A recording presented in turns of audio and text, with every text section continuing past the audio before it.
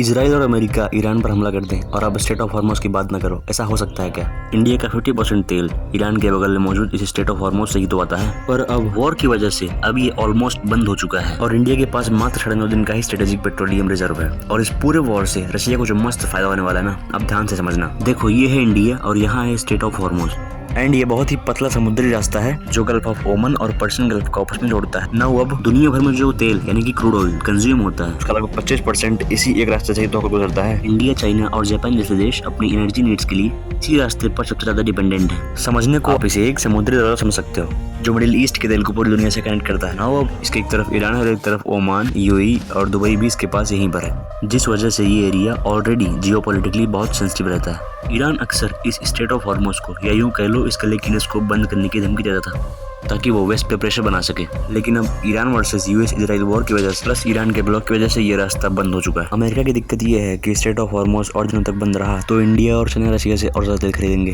और ट्रम्प का दुश्मन पुतिन बिना कुछ किए ऑटोमेटिकली दुनिया का सबसे पावरफुल ऑयल शेयर बन जाएगा। यही जियोपॉलिटिक्स है।